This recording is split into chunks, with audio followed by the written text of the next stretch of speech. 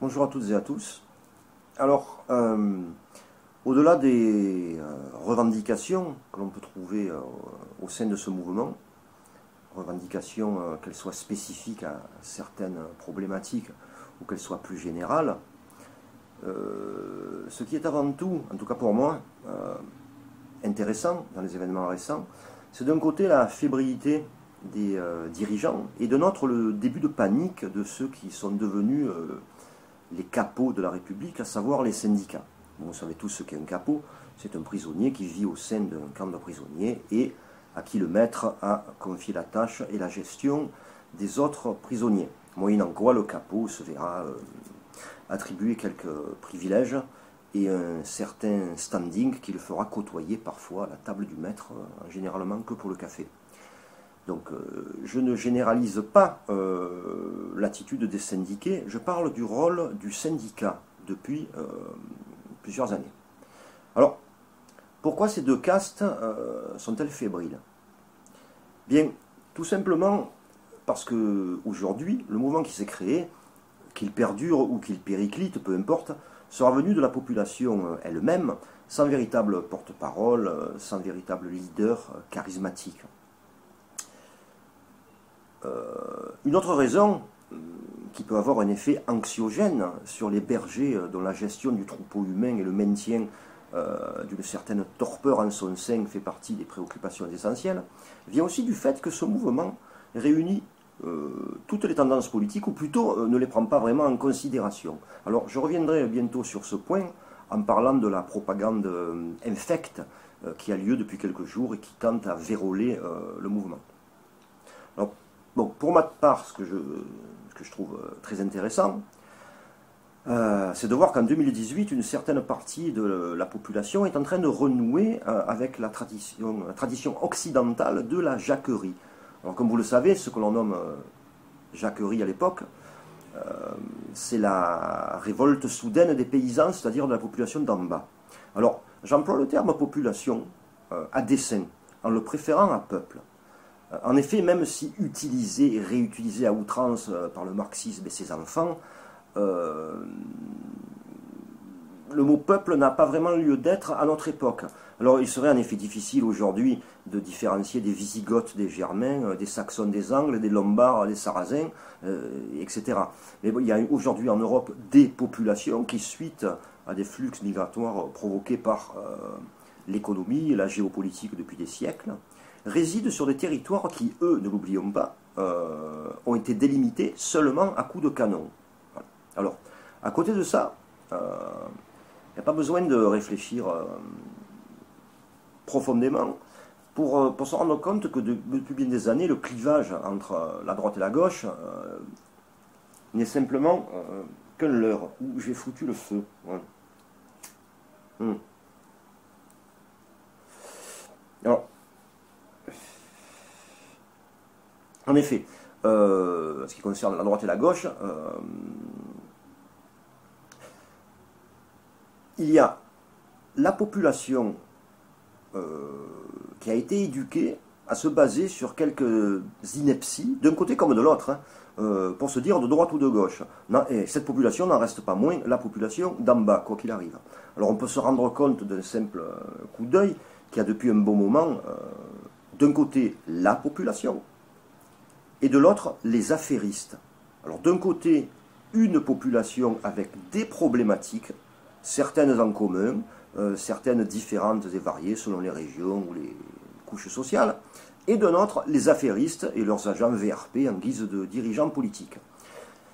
C'est cet aspect ingérable par le haut qui est en train de rendre nerveux les bergers et leurs chiens de garde, en fait. Alors mettez-vous à leur place, voir dans un même groupe un individu de droite, un autre de gauche et deux autres des deux extrêmes, ce n'est pas une vision qui les inspire quant à la manière dont se débarrasser du problème, il faut les comprendre. Alors bien sûr, vous me direz, et vous avez raison, ils pourront toujours compter sur le fleuron de la démocratie, à savoir les CRS. Mais à part ça, comment verrouiller cette impulsion populaire? C'est là que la propagande abjecte intervient. Et pour cela, mis à part l'organe médiatique qui lance l'info, vous pouvez, bien sûr, compter sur les innombrables colporteurs de merde, il n'y a pas d'autre mot, qui infestent l'Internet aujourd'hui. Ce qui est amusant d'un côté, mais pitoyable de l'autre, c'est de voir avec quelle ferveur indécente il se rue sur des informations fécales pour les partager illico. Alors ferveur qui pourrait paraître normale dans une cour de récréation en maternelle, mais qui est vraiment désolante, sachant qu'il s'agit d'adultes dont le cerveau a dû normalement acquérir toutes ses fonctions. Je vous donne un exemple, j'ai noté 2 incidents, alors qui sont significatifs, et qui concernent le racisme, donc un vrai thème. Donc sur un premier lieu de barrage, il y a une femme voilée qui s'est fait arracher son voile. Et sur une autre, une femme qui était sans doute d'origine africaine s'est vue ordonnée de rentrer dans son pays. Alors bon, bien sûr, il n'en fallait pas plus pour attribuer le mouvement des Gilets jaunes à une certaine extrême droite. C'était donc l'arrivée du diable dans le mouvement. Voilà. Alors pour ceux qui me connaissent déjà, vous savez très bien qu'il serait difficile de me placer à droite dans le spectre politique, mais ce n'est pas pour ça que je refuse d'utiliser mes fonctions synaptiques pour constater ce qui est vraiment. Alors, partant du postulat que ces événements sont authentiques, et ils le sont, je ne peux que conclure qu'ils concernent 1 ou 2 individus sur des barrages parmi des milliers. Alors, venez jeter un œil à la gueule des Gilets jaunes à Marseille, et vous constaterez vous-même qu'il faudrait être doté d'une sacrée imagination pour y voir là des phalanges franquistes, vous voyez. Alors, à côté de ça, est-ce que vous pouvez me nommer un mouvement où il n'y a pas eu un seul con? Bon. Et c'est là que le média de masse intervient et se sert à pleine poignée dans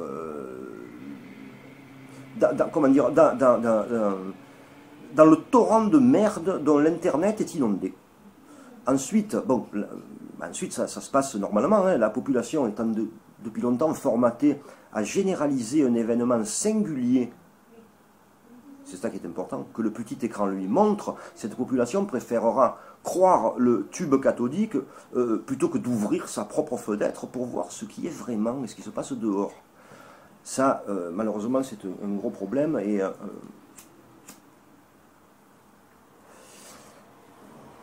j'ai du mal à penser à des solutions. Alors, associé à cette propagande médiatique, comme vérole du mouvement, il y a ensuite les conséquences d'un phénomène bien connu dans l'Hexagone, à savoir les formidables analyses de la caste des « oui mais ». Oui mais ça ne sert à rien. Oui mais c'est l'extrême droite. Oui mais c'est l'extrême gauche. Oui mais c'est le gauchisme. Oui mais ce n'est pas comme ça qu'il faut faire, etc. etc. Enfin, vous pouvez vous-même continuer sur un nombre infini d'exemples. Alors la particularité de cette caste des oui mais, qui implique des légions de militants et activistes numériques, c'est qu'elle a bien souvent raison. La cause en est simple à comprendre. Ils ne font rien. Et en ne faisant rien, on ne se trompe jamais. Quel que soit le domaine d'ailleurs. Les Gilets jaunes, alors, au-delà de toute considération de qualité ou d'efficacité dans leur action, bien les Gilets jaunes, qu'on le veuille ou non, font quelque chose. Alors, je pense qu'il serait intéressant pour certains qui se livrent à toutes sortes de revendications d'ouvrir quelques livres d'histoire pour voir comment la totalité des acquis sociaux et des changements bénéfiques pour la population ont été obtenus. Jamais en parlant, jamais en mendiant, jamais en suppliant, mais de toute autre manière. Alors, je pense à un truc d'une manière plus générale, et je reviendrai aux Gilets jaunes pour conclure, mais j'ai vu il y a peu de temps un rapport de la NASA, donc, qui est sorti il y a quelques semaines. Alors la NASA, c'est ni le Gorafi, ni Paris Match. Et donc,